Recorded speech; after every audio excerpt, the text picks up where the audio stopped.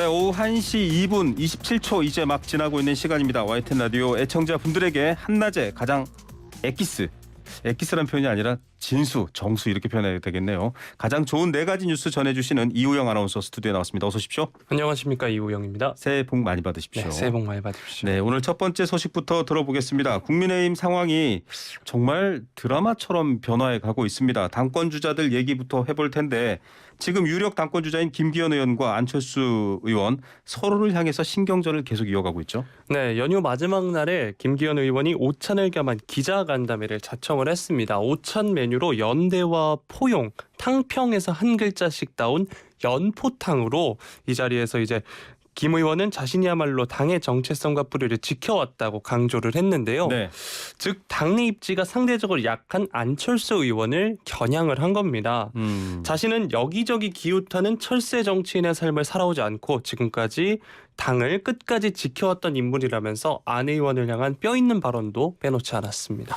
예, 저희도 지난 금요일 날 윤희석 김기현 캠프 총괄 본부장과 인터뷰를 했었죠. 연대는 누구냐라고 했더니 그냥 말이 그렇다라는 거다 이렇게 좀 의미를 감쌌는데요. 안철수 의원은 반대로 어떤 행보를 보이고 있습니까? 네, 같은 시간 안 의원은 북한 이탈 주민 30여 명과 함께 떡국 오찬을 가지면서 외연 확장에 힘을 쏟았습니다.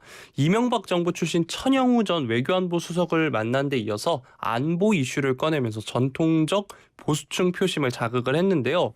전날 이른바 흑수저 대표론을 꺼내든 김기현 의원을 겨냥해선 네.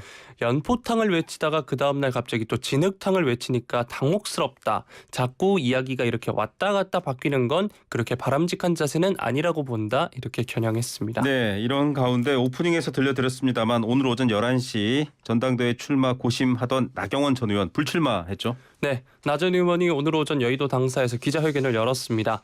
우리 당의 분열과 혼란에 대한 국민적 우려를 막고 화합과 단결로 돌아올 수 있다면 저는 용감하게 내려놓겠다. 이렇게 말을 하면서 당대표 선거에 출마하지 않겠다며 공식 선언했습니다. 네, 솔로몬 재판에서 진짜 엄마의 심정이라고 표현했습니다. 잠시 후 정치앤 이슈 시간에 정치앤 피플 시간에 어떤 내용인지 좀 알아보겠고요. 출마를 앞두고 굉장히 고심을 많이 했는데 참모진들도 반반 나뉘었다 이런 얘기들도 전해지고 있고요. 네, 앞서 나 전 의원이 설 연휴 기간 정계 입문을 이끌었던 이회창 전 한나라당 총재를 만난 데 이어서 측근들과 함께 출마를 고민했다고 합니다. 사실 이 저출산 고령사회위원회 부위원장직에서 해임된 이후에 대통령실 또 친윤계와 마찰이 증폭되는 가운데에서도 출마 문제와 관련해서 명확히 입장을 표명하지 않은 채 장고를 거듭해 왔었는데요. 네. 결국 불출마 선언을 하면서 당권 레이스는 사실상 안철수, 김기현 2파전으로 압축되고 있습니다. 네, 2파전입니다. 김기현 의원의 기세가 무서운데 YTN에서 한 여론조사를 보면요. 설 연휴 여론조사입니다. 또 다른 결과도 보이는 것 같아요. 네, 국민의힘 차기 당대표로 누가 적합한지 자신을 국민의힘 지지층이라고 답한 784명에게 물었습니다.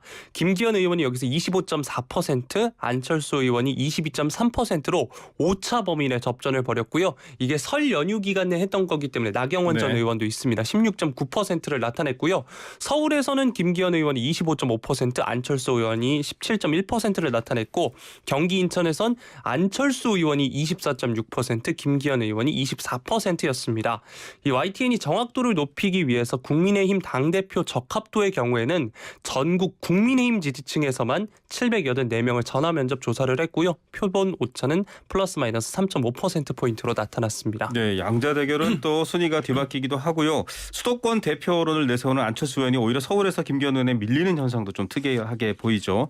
국민의힘 당권 주자 지지도 이외에도 여러 전국 관련 여론조사 진행했죠. 네, 동시에 진행했는데 지금은 이제 국민의힘 당대표 적합도만 소개를 해드린 거고요. 네. 여론조사 개요를 소개를 해드리면 이번 여론조사가 엠브레인 퍼블릭이 YTN 의뢰로 1월 22일부터 23일간 전국 만 18세 이상 남녀 2,002명을 대상으로 진행했습니다. 자세한 내용은 중앙선거여론조사심의위원회 홈페이지를 참조하시면 되겠습니다. 네, 이후에 인용하는 저희 지지율도 관련해서 같은 내용이라는 점 다시 한번 말씀드리고요. 네. 두 번째 소식입니다. 설 연휴 끝나고 첫날인 오늘 윤석열 대통령 용산 집무실에서 국무 국무회의 주재했죠. 네, 윤 대통령이 오늘 오전 용산 대통령실에서 제4회 국무회의를 주재를 했습니다.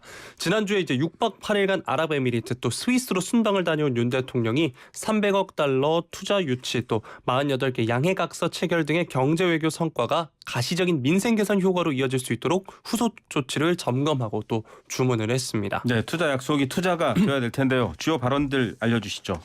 네, 윤 대통령은 국무회의 모두 발언을 통해서 국무회의나 부처 업무보고회의에서 모든 부처가 경제부처, 산업부처라는 인식을 가지고 일해야 된다고 말씀을 드렸다. 이렇게 이야기를 했습니다. 그러면서 국무위원분들 한 분 한 분 모두 다 이 나라의 영업사원이라는 각오로 뛰어주시길 부탁드린다. 이렇게 말을 했습니다. 네, 본인도 영업사원이다 이렇게 얘기하고 나갔었죠. 특히 네. 경제를 이렇게 강조를 많이 했네요. 네, 첫째도 경제, 둘째도 경제, 셋째도 경제라면서 경제를 굉장히 강조를 했는데요. 그러면서 복합 위기를 돌파하고 대한민국의 새로운 도약을 위해 모든 역량을 결집해야 한다 강조를 했습니다. 특히 우리 제도를 글로벌 스탠다드에 맞춰서 대한민국을 세계 최고의 혁신 허브로 만들어야 한다고도 했습니다. 그 외에 국민들의 삶에 밀접하게 다가오는 실외 마스크 또 사건 사고 이런 부분들도 언급이 있었나요? 네, 오는 30일 이제 실내 마스크 착용 의무가 해제가 됩니다. 이와 관련해서는 병원 등을 제외하고 이 실내 마스크 착용 의무가 해제되는데 성숙한 시민 의식으로 국민 여러분께 깊이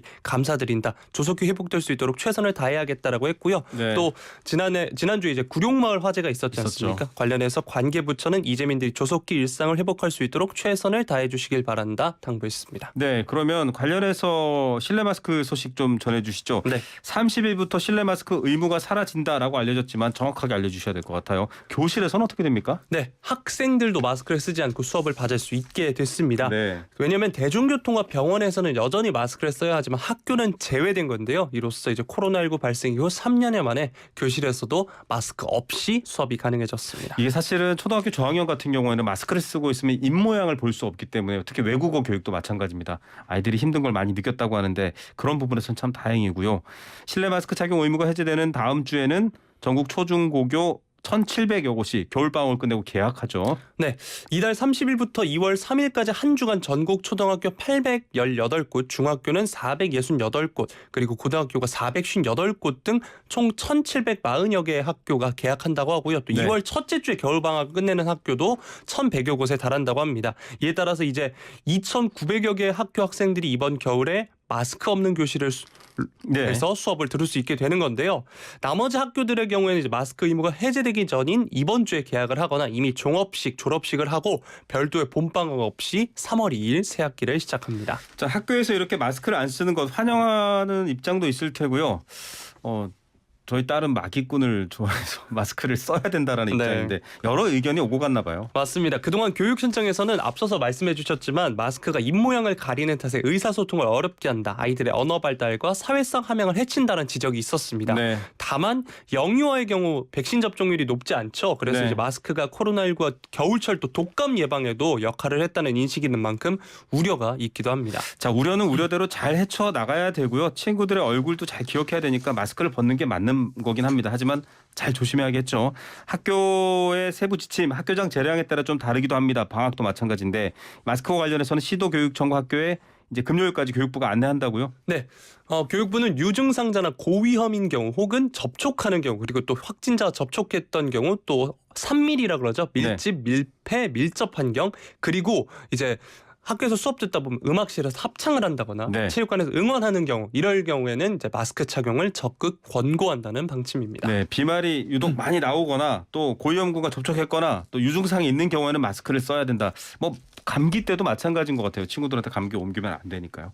마지막 소식입니다. 오늘부터 만 0세에서 1세 아이를 둔 가정에 부모 급여가 지급됩니다. 네, 부모급여는 출산이나 양육으로 인한 소득 감소를 보전해서 가정에서 양육자와 아이가 함께하는 행복한 시간을 보장하고 또 양육의 경제적 부담을 경감시키기 위해 도입한 제도인데요. 네.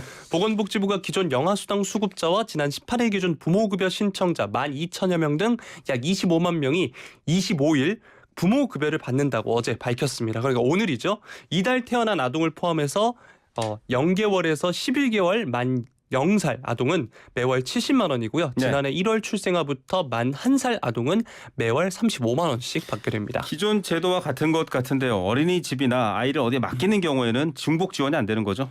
네, 만 0살은 부모급여 70만 원에서 어린이집 0살반 보육료 51만 4천 원을 뺀 18만 6천 원을 현금으로 받습니다. 그러니까 중복 지원을 받을 수는 없는 거고요. 한편 만 1살은 보육료가 45만 2천 원인데 부모급여 35만 원보다 보육료가 크기 때문에 보육료 바우처 외에 추가로 현금은 지급되지 않습니다. 네. 또 이외에도 1살 아동의 경우 부모급여를 신청하면 보육료 바우처 대신 35만 원만 받게 되는 거라서 지원 금액이 주는 거라서 어린이집 이용 때 오히려 부담이 커질 수도 있습니다. 예, 여러 지원들 꼼꼼히 챙겨보시고요. 주민센터 가시면 되고요. 또 인터넷 홈페이지 복지로 정부24 방문하시면 됩니다. 자, 부모 급여로 아이들이 좀 더 행복하고 부모들도 편안해졌으면 좋겠고요. 이호영 아나운서를 위해서는 미혼 청년 급여도 하나 만들어주고 싶은 마음은 있으나 네. 저는 힘이 없습니다. 네, 네, 오늘 좋은 뉴스들 감사합니다. 고맙습니다. 이호영 아나운서였습니다.